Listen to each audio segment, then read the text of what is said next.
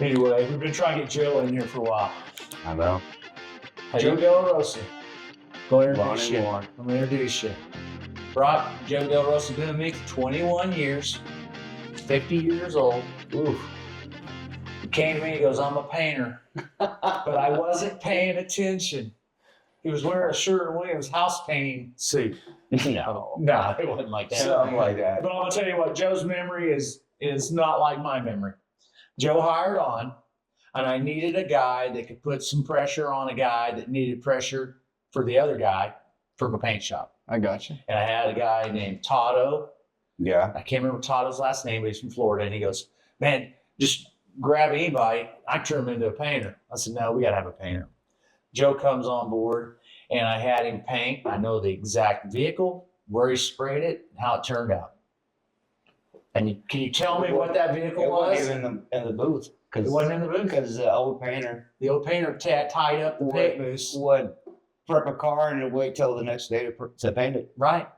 Doesn't he give me a chance and I'll paint a car out here? So we brought Joe in after hours, okay, and we sprayed out in the middle of the shop with a clean curtain. I had him paint a green S10 pickup, and he killed it.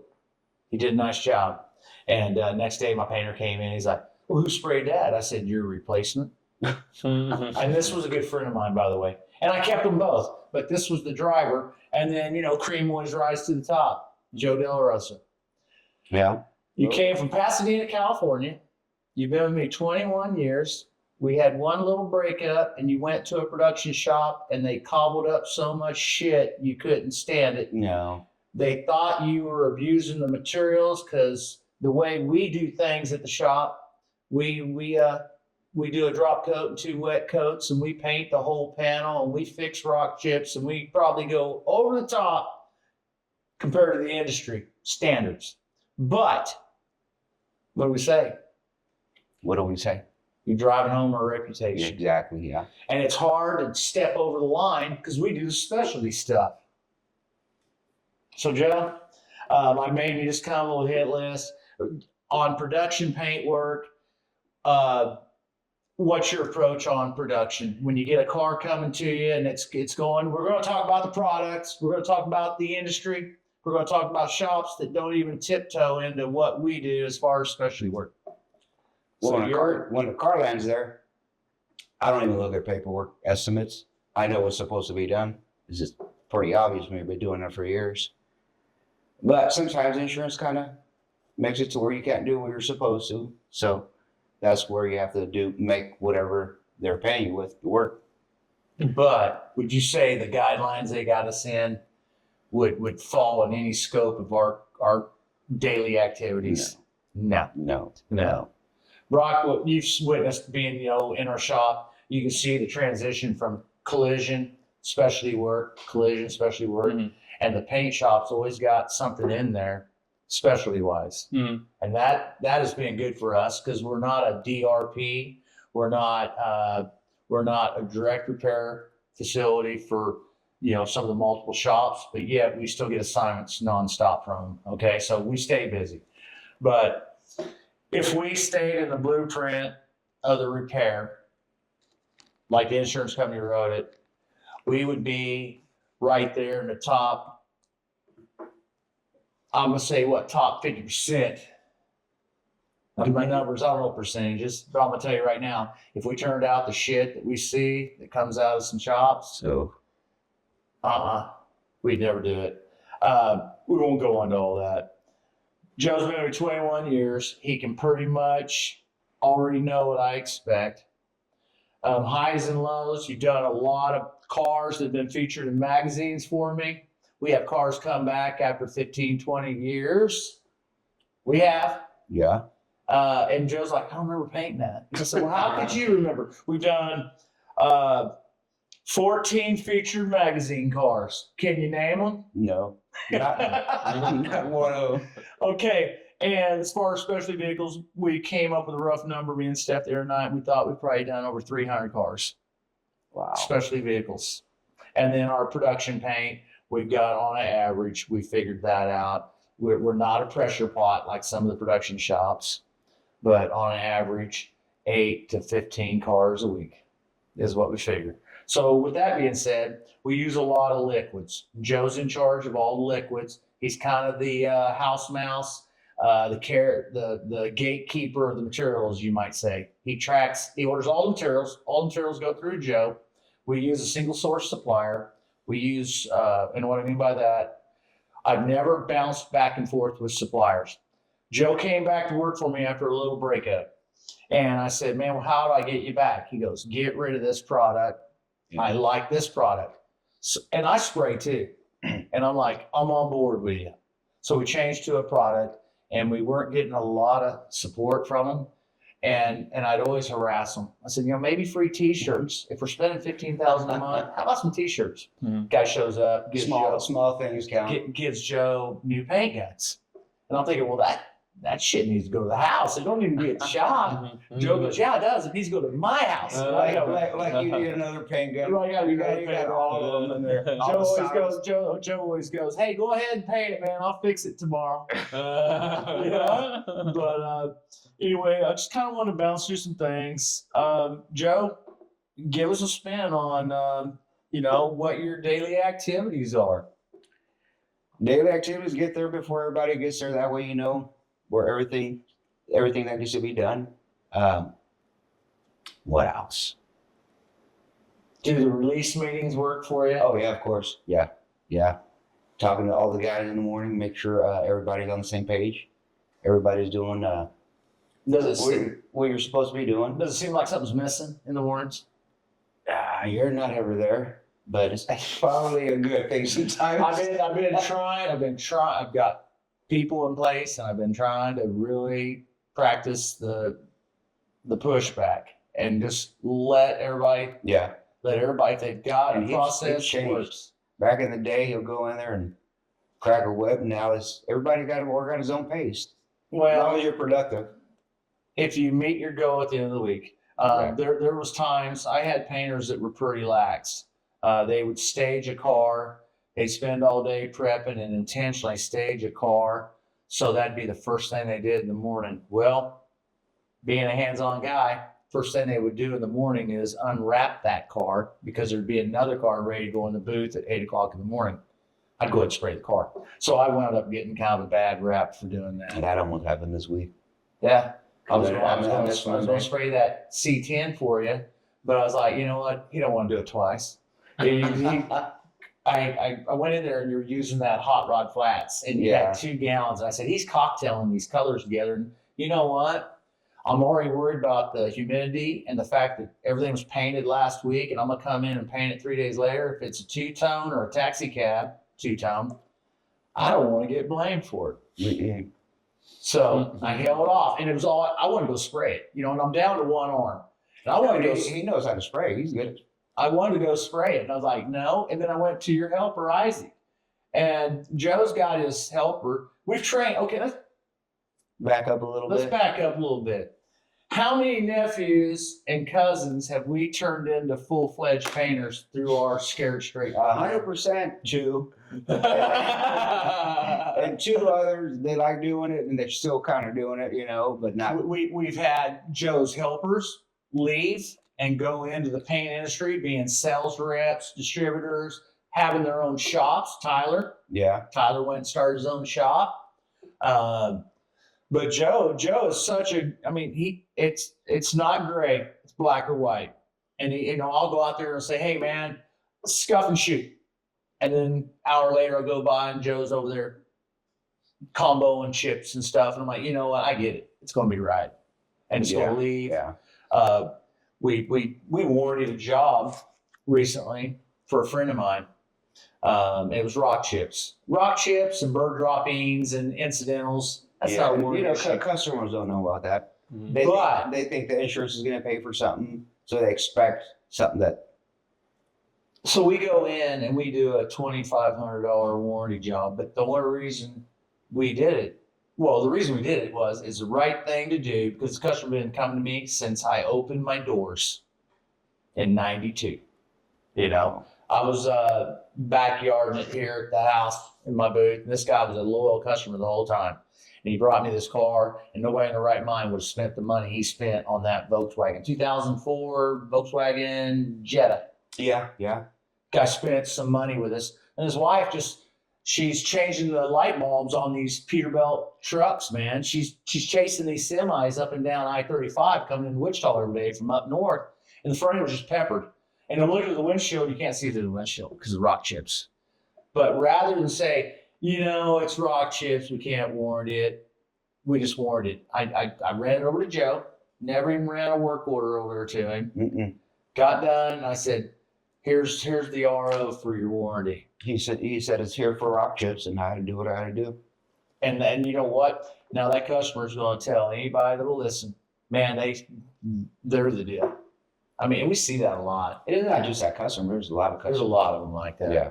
And people are getting used to the fact that, we got some young guys up front. We got Mike, who's 62, and we got, does Mike know he's 62?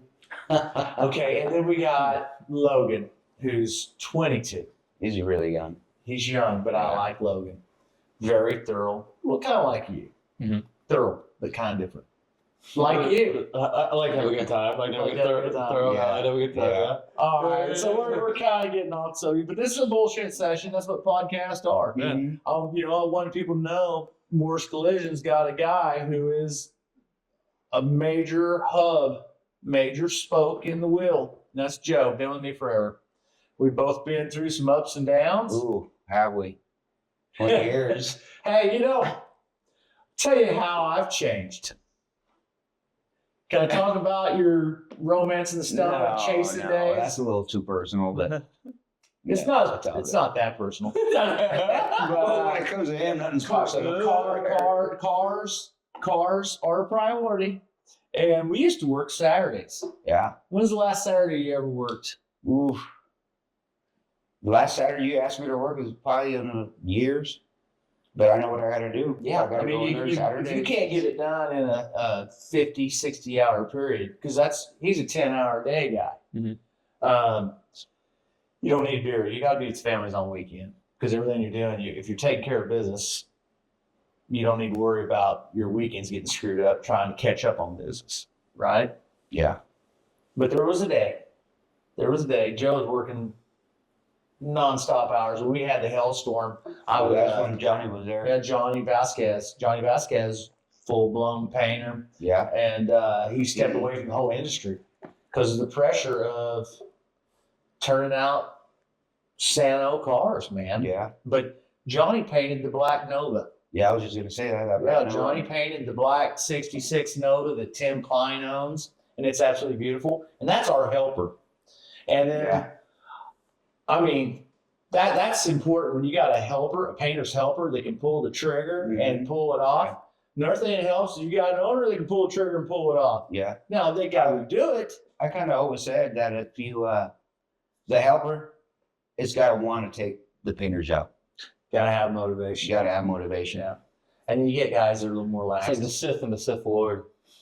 Well, For all you nerds out there. Yeah, I don't know what that means. But yeah, we're too old for It's a that. Star Wars thing. Okay, see, that's Yeah, right. You yeah. watch TV, we Yeah, don't. it's a Star Wars thing. It's like a Darth Vader trying to take the Emperor's spot and whatnot. Yeah. But we've trained some young guys, turned them into painters, and then we've had paint reps kind of cross-thread us, step around us, and hit our helpers up about, hey man, there's a shop, that I'm setting up this shop down south, and we're putting in the new water-based products, and then they're going to state of the art. If Lonnie don't turn into a painter, guess what? Then paint reps never darkened my doorway again. I had one paint rep, especially that I plumbed up, and he tried to be my friend, and you know who it is. We don't need to drop names, but I ran into the guy. In all places, I'm in Springfield, Missouri. We flew to Springfield, Missouri to go look at some cars. I was with Rick, and we walk into a random McDonald's, and I run into this guy, and I can't stand it. And I took the high road. I was nice and all that, but I never forgot it. But we lost. I always thought that man solicited you for Eddie's when you went to Eddie's that one time, but no. you were ready for a change. You wanted to see if you were a big guy. Yeah, and the product. I think the product at the time. I had Joe spraying a house when you have to spray more than 2 or 3 test cards, No. color match, it's not the painter. No, when you pull the trigger and you're spraying the same clear every day and it acts different between morning and evening, and we have a bake booth and we got a downdraft booth and it fought him tooth and nail. And I started spraying because I didn't have a painter. And that's why when I came back, that's why I told him I'll go back, but you got to change your product. What did it for me was we counted the amount of ingredients in the paint bay. And what was there, like over 400 different, liquid metallics, liquid pearls, long bake, dry pearls, drop coat clears, different clears, reducers, activators, different clears. I looked at my cabinet and I was looking at the cost that I was spending. I'm like, man, I got to simplify this because, I was a garage painter forever. And I would use wash thinner to clean my guns and everything. And yeah, I'm always. You're talking back in the day. I'm talking back in the day. Yeah. But here's the deal. End results. Mm-hmm. You got to turn out some top-notch shit. End results is what, a good painter, somebody that knows what they're doing, whatever part you give him, he's going to make it work. But for production. But how hard do you want to work? Yeah, exactly. That's for production. You couldn't take our production paint and flip it over on hot rods. Well, let me ask you guys a question. Your paint skills, how, you paint cars well, what else do you think you could translate that over to painting? We've painted planes. Painted planes? Lawnmowers, birdhouses for your daughter, bicycles. Tombstones. Yeah, tombstones for his dad. You know what? Here's the deal.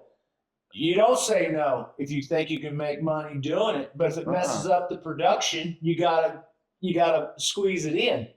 I tell guys, yeah, we can paint your wheels, and I always had trouble with this. Guy brings in a set of wheels. He can powder coat them for $400. We go in there, we shut our booth down, we drag a set of rims in there because the guy wants them painted. We tell him it's $600 to paint his wheels. He's falling over. But I gotta explain to him. We could have a bumper, fender, hood job in there for $2,000, but we're tying up our booth for a solid morning to paint your wheels that you're going to critique that 90% won't be seen because of the tire on the surround and a hubcap in the middle. But your hot rod guys... We'll do it for the hot rods. Yeah, the hot rod guys. Yeah, but you got to pick your heels and die on. But we're lucky. We got 2 booths. We're able to stage. We're able to stage stuff, and Joe's good about that. Can I go back to my questions? Yeah. We got sidetracked. No, yeah. I have one more question though too. Okay, shoot. So, being a creative myself, I create, I would consider painting cars an art form or whatever. Painting as an art form, obviously. Mm-hmm. So, I practice art in camera work or whatever, and I get more I get better results when it's a passionate project. Oh yeah. Is that the same for you? Of course. And name a couple of of those projects that have really been over the top for you that you really projects as in cars, vehicles, yeah. It could be cars, vehicles, lawnmowers, birdhouses, whichever. It's basically everything. When a customer comes in and asks us what we think of we could do to this car, and they tell me what color I think they should get. That's when I really like it, because I take it personal, and if I pick a color for them and they say good, I need to make sure that color is. Your reputation's on the line there because it looks bad. You're like, oh, you're talking about an expensive car, and they give you the choice to pick a color. Of course, Right, and then on the other side of the coin, when you got a customer that has an unlimited budget and they pick a color that's unsightly, it's the wrong color. It's going to kill the car, and you don't want to go against the grain, but you also don't want to put all that effort into a car that's going to be a 0. So how do you handle that when you get a color you don't like? But you got to do your best job. I try to explain to them, if they pick a red, the same red is not going to look the same on a Cadillac that it is a Volkswagen. They look different.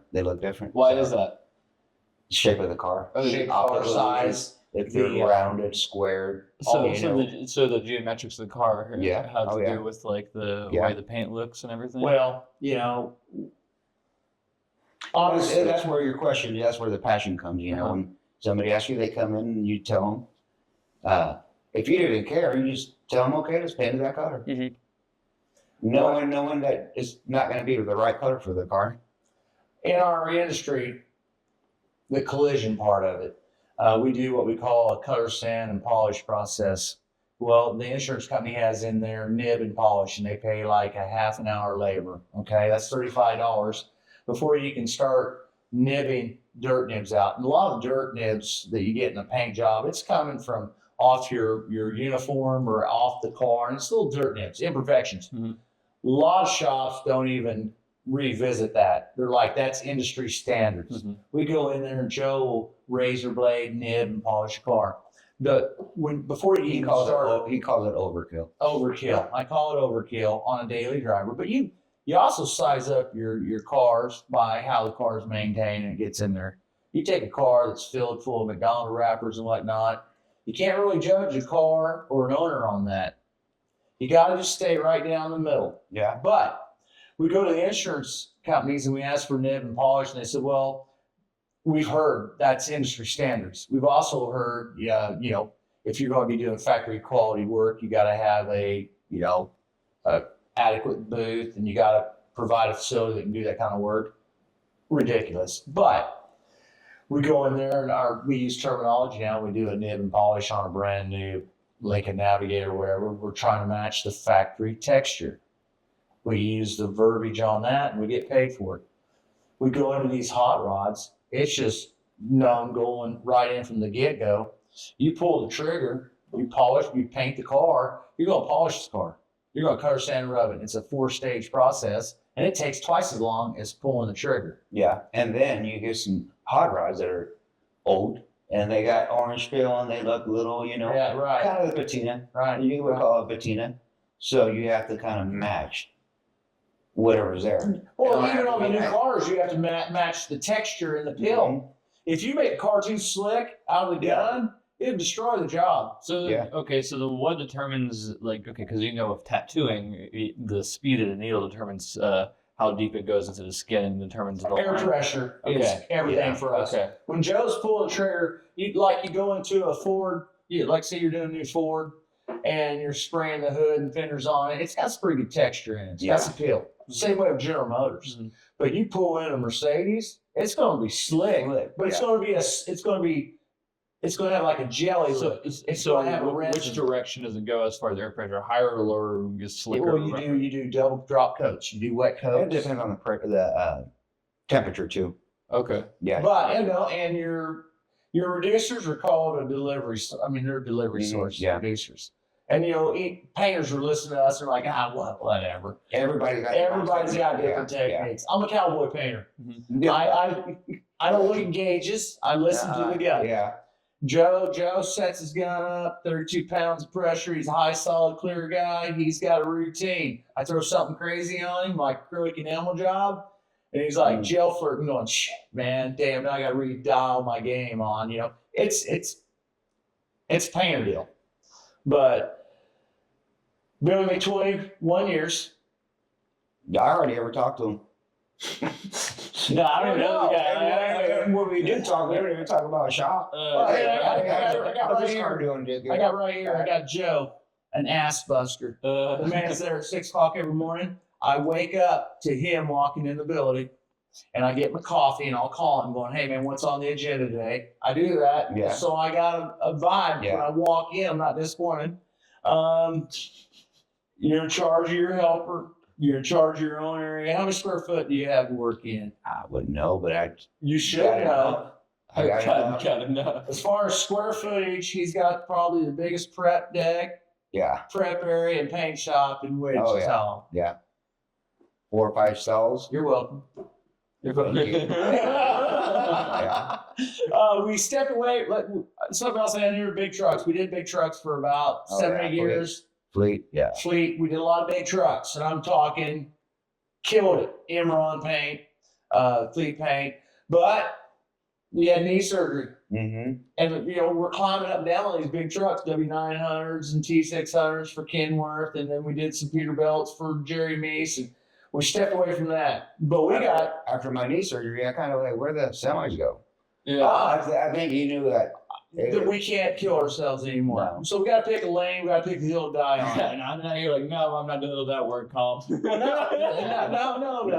It's respect. I know. I knew we couldn't do it. So we talked about when we're going into customers and we're listening to them, like actually what they want. We steer them away. Were you on board for the 2004 SS Monte Carlo that we painted hot pink? Yeah, that was Pinky. Right. Good Sharon Fry. Sharon Fry, if you see us. Sharon Fry bought a brand new SS Monte Carlo. Never even gray. seen it. Never even seen the car. Brand new from a dealership. Had 8 miles on it. SS Monte Carlo charcoal gray. And she walks in the shop and she hands us a Golf ball that was pink, but she wanted the glitter like her fingernails. Now we're trying to pay bills. And anybody in the right mind would say, oh, don't do that. But we start thinking about it. We're like, let's do it. Yeah, We that's blew what you wanted. the car. We blew the car all apart. And Joe painted the car hot pink, metallic. That was a lifetime customer. That was in 2002 or 4. Yeah. And her car got T-boned in an intersection, got totaled. I mediated it for her. I told them it was a specialty vehicle, and they said, well, she didn't have specialty insurance, but they took her money on her premiums every 6 months. And I worked that deal where Sharon got paid for her car and her $15,000 paint job at the time. That was in what year again? It was 2004, 2002, 2004. With inflation, that's like a $30,000 But listen, change on that. listen to this. Of course. Listen to this. She got a settlement and she went and bought a brand new Z28 Camaro, white. She brought it in, painted pink. I said, no, let's do this. Let's complement it with SS stripes, Pink. flowers, pink, candy pink, stripes, flowers, roses. A little bit of pink on the wheels. So pink on the wheels, went in, did the interior. She's a lifetime customer. And that's how we keep them. I mean, you did an Auburn, 33 Auburn that went to the national convention for saw a Auburn. picture the other day of it. So how do you go from painting an Auburn, a 33 Auburn that goes to an Auburn national competition to painting an 89 Celebrity with 3 door handles missing, and you're doing a hood fender door and you want to make it look nice? What's your approach? I don't know. We've seen cars there that go in there. Why would they spend money on this? That's what they want. We see a lot of insurance stuff that comes in and it would not get fixed if they weren't to claim it. And we'll do the paint work. And you can't just run in and do it and run it out. You can't do that. You got to do your best job possible. So that's the only reason I don't have to think twice about it. You're good. Hey, Josh, Bruiser. Yeah, I saw you last time. So that leads me to a question. Do you feel like more people should be making claims on their cars? Because I know a lot of times there's instances where they don't because I'm going to tell you why they don't. the raising rates. No, that ain't got nothing to do with it. Your rates are going to go up regardless. They make it complicated. You're a computer guru. You know how to go and do apps and load information. Now the insurance companies became so out of touch with their customers. They call their agent. They find out their agent retired 5 years ago and they're getting a new voice on the phone. They go, well, here's a number you need to call. So they'll call this number and they'll get a claim number. And while they're on the phone, they're going, okay, now here's the app we use. Take a picture with your phone and send it to this link and we'll do a preliminary. And you can take it to a shop of your choice if you wish. But if you want to go to one of our direct repairs, they'll do all this for you. And we've seen numerous cars, numerous customers disappear because of that. And I'm not saying the insurance company's doing it to be, I don't even know the word for it. I don't think they're doing it to simplify their end of the admin. There's no malicious intent, is what you're trying to say. Well, in a way, there's no malicious intent. But the trickle effect and what it's doing, if you're not out there marketing that particular deal, and again, there's guys in the industry to be like, oh, Lonnie's out of touch. I'm on 3rd generation of customers, and I'm seeing some of my loyal customers having challenges getting their claims processed and getting into it. So we handle it for them. We're like, you know what? We're going to come over, we'll take pictures, blah, blah, blah. We'll upload it, we'll get it. A lot of the insurance companies, big insurance companies, they use this app that you go in, you take pictures and all that. We see it slowing down the process. Same way with the claims. So thank God we got specialty work to hold us over while we're waiting on authorization on a $2,500 repair that normally takes a week to process and do. Those are turned into 2 and 3 weeks. Yeah. We already got past the parts issue. We had the COVID deal where that became an issue with part supply. Now that's just a fence to lean on for an excuse. Now we're dealing with the insurance stuff. Am I getting on right? I'm not getting out of line, am I? No. I'm telling you, what I've seen and the way the insurance companies operate, we ran into another dilemma recently with rental car companies. And they've got a claims center that calls and they check on the process, the repair process and delivery schedules and all that. But yet they make the insurance company leaves it up to the customer to call the rental car companies and schedule their drops and pickups and how many days the shop says the vehicle's going to be in there. And we can't even really give them an accurate point A, point B time because we don't know what delays are going to run into the insurance companies. Well, you've been waiting for a week for a little clip. That's not approved. Here's something we never talked about. Material caps. Insurance companies put a material cap. You got a $2,500 repair, there's going to be a $400 material cap. Going to take $400 worth of liquids, masking, abrasive, to paint that car. You can't even get your paint gun filled up and get the car masked and sealed and shot for that kind of money. So we deal with a lot of that too. Especially if the painter's going to want to But fix I every understand why the insurance companies did that because they were shot forever. It was an open checkbook. Back in the 80s, insurance companies would let their agents write a check to the shops. Well, hell, back in the day, if Joe Blow's over here sending all the work to this old boy over here, he's going to find himself at Scotch and Sirloin twice a week eating steak dinners. paid by. You know what I mean? So the insurance companies had to get control of it. That was back in the day, though.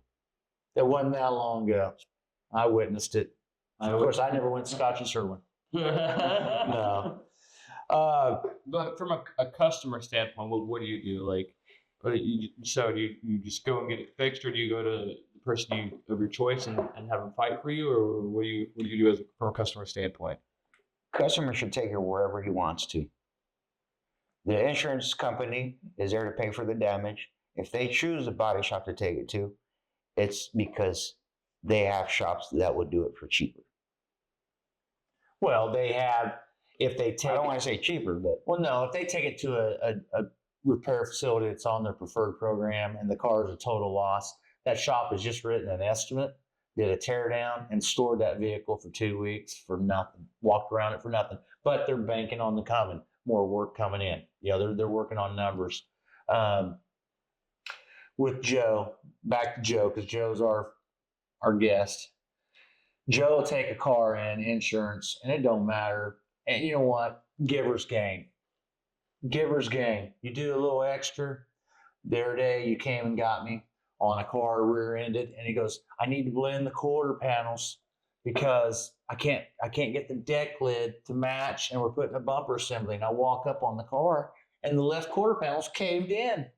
And I go, Joe, you're going to paint that quarter panel with damage on it? He goes, well, I'm asking, man. He goes, they said that was prior. I made one phone call. And the insurance company goes, oh, yeah, if it's wreck related, go ahead and fix it. But it was written up as a prior. But what I'm saying is, it makes a difference between the car leaving there looking like a taxi cab versus somebody's car that they can be proud of if they're going to a family reunion or going to, the car doesn't look like it's been hit. yeah. And if he hadn't came and got me, and I hadn't stepped up and seen that, I'd had a meltdown. If that car would have left there like that, I knew that it wasn't right, and I'd never go to him, but I knew it wasn't right, and I asked. But you weren't getting answers. I asked our staff, well, insurance don't want to pay. I go, well, it ain't right. I'm gonna go to him. And insurance company didn't want to pay, but you came and got me, and they paid. They paid, yeah. I guess that's 30 years experience, and what do they call it, Lonnyisms. You get all these guys on the phone, and they start telling you what their process is and what they can do and what they can't do, and then you lay it out there what needs to happen and why it needs to happen. It's hard to dispute, reality, and that's always worked good for me. I've had some pushback in the past, and I get frustrated. I'm like, okay, yeah, it ain't a hill worth dying on. But if I ever see the guy in public, I'll take his jugular out. No, that was the old Lonnie. But I had an adjuster one time come in. He walks in the paint booth. We had a brand new Dodge in there, and I got the doors off of it, and we're blending the rear doors because it was a hail damaged vehicle. And he goes, "You don't have prior authorization. I'm not paying it." I said, "You're not getting out of this booth." You screwed that was before me. My livelihood. I'll pay it. I'll pay it. He goes, but I gotta get past upper management. So he gets out of there. He didn't pay it, and he comes back to do a reinspection on another job. He didn't get past front office. I won't say his name, but I had him cornered. I said, "You're going to pretend to be my friend, and you're going to come in my shop and go look at our specialty work because you like hot rods and stuff. Then you're going to come in and you're going to ride an S and you're going to stab me in the back when you're in your office where it's safe. Here's the deal. You ain't going past the front office." And Steph was there for that. She goes, "You have triggers." I said, "No, I just want my customers to get taken care of." Yeah. And my employees to get paid. We are not going to do more than what we're supposed to. Why? Well, no, wait a minute. How many times do I step up and pay to get the process done? Yeah. Because they're driving our reputation. Yeah. That's maybe one of the reasons why I do what I'm supposed to. Like, it's obvious. Yeah. Oh, of course. Why would you do that? Like, why would I not? That if we don't do it right, then later on our reputation is going to be another thing I want to touch on. I don't want us to get out of scope here, but this is a BS session. Joe will dive in and do the repair the way it needs to be done. And at the end of the day, you're going to get paid one way or another. No, and our customers are appreciative. Some don't even know what we do. But they would know if it wasn't done. We never worry about the customer. We worry about their neighbor across the street who's a has-been body and paint guy that couldn't make it because of his work skills and ethics, picking the job apart. Now, No, you don't have to right. worry about the customer sometimes. You got to worry about the guy that thinks he knows everything. Do you feel like there's you have a competitive you used to be a BMX racer for people that don't know. Right. So do you feel like you brought that competitive aspect that you had as a racer of being the best? Yeah, of course. Yeah. Man, I wouldn't go there. I just know that Wichita's a small town, and you're only as good as your last job. Yeah. And you treat like we did a warranty job recently. Why let that customer run around and badmouth you? There's a guy named Bobby Alloway who's a street rod builder. He said you spend a lifetime building a reputation, and you get that one bad customer, and he can screw it up in weeks. Build a million bridges, but But that's the truth. One go. I saw something on Facebook the other day I really dug. We've had a lot of employees over the years. Been doing it 30 years. And we've had guys with all the talent in the world, but they're just And what do I say about talent versus work ethics? You know what I mean? But then you got you hear this like, well, man, he's really good, and you got to put up with this shit, because he's really good. No, you don't. Give me a guy that has work ethics, that wants to work. This man, I didn't know shit about you when you hired on, but you were a workaholic. And I was too. we were putting in these 12, 14-hour days. Now that's changed. Yeah. I'm I'm slowing down. You know, that's why I'm going in for surgery next week, because my body's breaking down. You had knee surgery. Well, you leave the shop and you come home and work. Yeah, well, yeah, I have to, because it's. You don't have to. You love it. Well, I guess. I don't know, but 8-hour day at the shop. I saw on Facebook, and I posted bad chat up in Canada. You know, everybody's like, "Oh man, he's pretty rough on the edges. He's a cobbler, blah blah blah, but he's a workaholic." But he goes, I'll take hard work over talent every day. When talent shows up every day to not work. You follow me? Mm-hmm. Yeah. You take a guy, we've had some dudes in there that are just badass, but they're just a bad pill. Mm-hmm. Give me somebody that likes to work. And we've done that with our helpers. You know, we've had helpers that were good in the paint shop, but then go look for a chair to sit down to nib and polish the side of the car. You know, instantly they're going to be there way too long. And they're going to sit down for 5 minutes. We're starting to sit down. Well, that's age. That's age, I guess. Bad knees. Bad knees. But, you know, it's your work ethics. I think you talk about somebody that's a pillar to the shop, Joe. You know, I want people to meet Joe. They see him in the videos that you do and whatnot, but man, that's Morse collision. I always put Joe next to. I always put him painting next to some sexy music and whatnot. That's all the videos. You know, Joe's my first contact during the day. Y'all text him and I'll call him in the mornings and be like, man, what's going on? He'll tell me, and I'll walk in the shop after the release meetings, and I go to Joe right off the bat. I don't want this to sound bad, but I go to Joe. And then I go and hit Mike and Logan, and then I make my way through the shop. And I get back to the specialty shop and check on Logan. And we hired a new guy, Zeke. He's going to WSU to be a home nurse, but he loves cars. He's brought pretty him good. on. He's Hey, man, we got him. Yeah. Been there 2 weeks. I saw him welding today. Yeah, I said, you want to learn how to weld? Yeah, I said, well, there's a hood, there's the machine. And when you're done, put it away. And that'll one-up you on some of the guys I've had for 10 years. Put your shit back. Yep. I kind of like him. I won't brag on him yet. I'll cut this part out. We're not going to tell him. No, seems like a good kid. I've known his dad for several years, you know. But I'm going to take a break real quick. You going a second? Yeah. No, we're going to exit you. No, I'll be back. Okay, Joe's going to go out. Yeah, let's do it. What I asked you last? I forgot. I blinked. Tell me your favorite car we've done as far as a street rod, a car with a lot of bones. Man, it's so many. But there's got to be a car. Any car that I could think of, Ken Mathis's wagon. The 55 Nomad. Yeah, the 55 Good choice, Nomad. man. Awesome. That was everything. Color, the way it stayed and everything. Okay. Interior. What's your favorite car? What would be your dream car other than that Dream white car? Impala Rick Nutt has? Because I didn't want to break this out yet, but we've got the 64 Impala outside for you. Oh, yeah. Right. He was promising a car, but no, I really, my K5 Blazer. You're so proud of that. It's been sitting outside. I've had it since high school. This is what I You do know what's for a funny? living. It's all like, And it's sitting back there. It was frame off, painted, never got done. you know what I was? It's a I was nice track. Oh, I was thinking. I was like, this motherfucker's gonna say S10. I was like, this motherfucker's gonna say S10. Okay, edit that.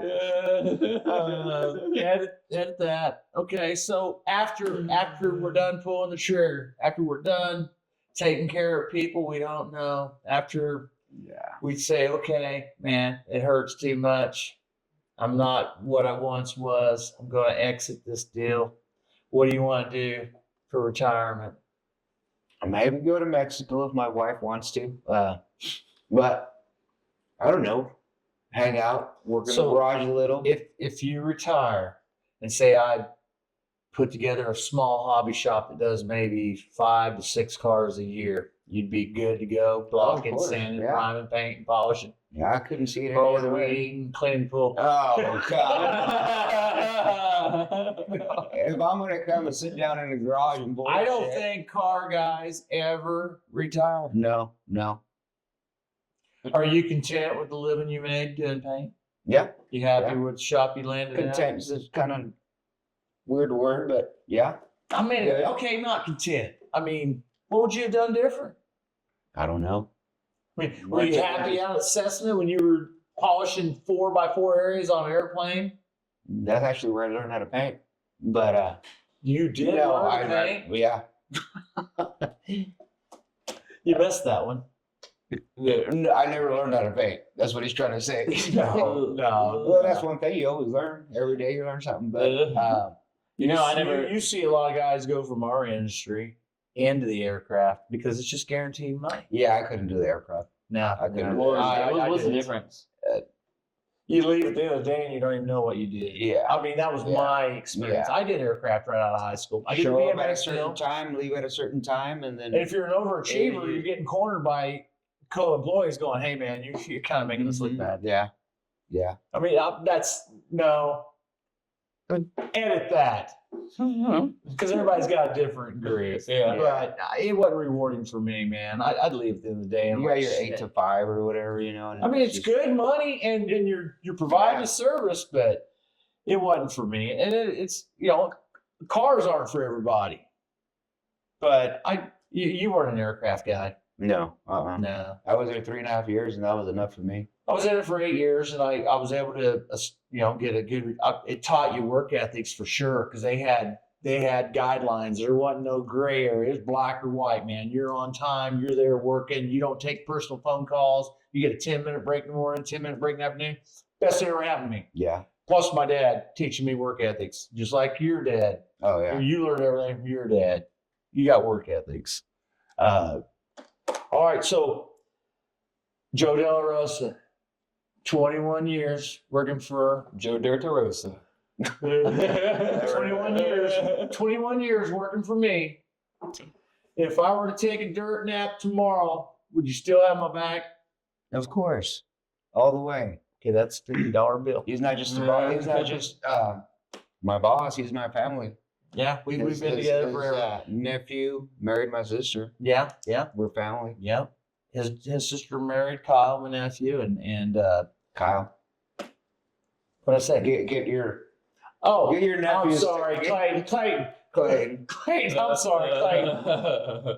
And Clayton, man, here we grew up around cars and everybody's different. Yeah. But yeah, Clayton, I'm sorry, got that mixed up. I had Kyle on my mind from last night. He was at the concert with Bruiser. Oh yeah, I went to see that concert last night. And I'll tell you what, I hope this is a sign that things are turning the corner because we were at the concert last night for Dwight Yoakam and the Mavericks. I love the Mavericks, man. They played a lot of Roy Orbison, Ricky Valens. It was pretty cool. And I'm sitting there and I hung out the whole night. We got home a little before 1. Hand out business cards. People coming up going, "Hey, I got this going on, blah, blah, blah." I'm like, networking, man, at a concert. Yeah. But That's what it takes, I spent signing autographs. yeah, signing autographs. I was up till probably 3:30 a.m. and like 2 or 3 of the nights this week, just putting out yard signs for the. And then the Park City made you pick them up. Yeah, they did. They picked them all up, called me, and said, "Hey, you better come get them by the end of the day. We're gonna throw them all away." They don't realize how expensive those things are. Those things are like For your business. for yard signs. Yard signs like $6 a pop. I've been in Park City since '99, and I was like one of the pioneers of that area. I was the first one in. Yeah. There was nothing but a soccer field. There was Leakers and Lee Copeland, Leewood Homes, Lee Copeland Homes, me, and Leakers. That was all that was up there. And now we've got all these business routes, and things are they're cutting loose. Mhm. And it just happened overnight. I moved in '99, Mhm. so things are just kicking loose. So And they're putting in that big development over by Atwoods and whatnot. and we That water park. What is it? Yeah, I Yeah. think so, and that's partially why I did that lease there is because I was like, I I think this is progressing in this direction and whatnot. Yeah. So you see all the suburbs really developing. You see Well, all this stuff's developing, but there's one thing that ain't never changed. This dude's a great painter. I think I'm a good employer. Of course. And we've worked our asses off. And I want to make sure everybody got a chance to meet a main pillar in my business. The paint gun. the paint gun. No. Watches my materials, watches my back, makes sure the shit goes out right, and tells me when things aren't floating right in the shop. Not that you're snitch at all, No, but you tell me all. You don't know it all, but yeah. You get to hear what you need to hear. So, man, that's a good place to exit this deal. Yeah. We were going to talk 45 minutes. We'll talk an hour. You're going to edit this. Hour and a half, actually. Oh, really?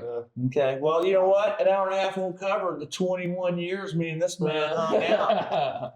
I mean, it was just yesterday. We were in a Quick Trip refrigerator at 21st North Kansas having a burrito fight. It was just yesterday. Partying downtown. It was just yesterday. He drove his new Mercedes, your BMW. Drove his BMW up in the shop with the fog lights dangling on the concrete and both mirrors hanging off of it. But who had your back? Well, yeah. Yep. So you know what? It's more than employee, employer. Yeah. It's family. And this guy has painted more shit than you could even fathom.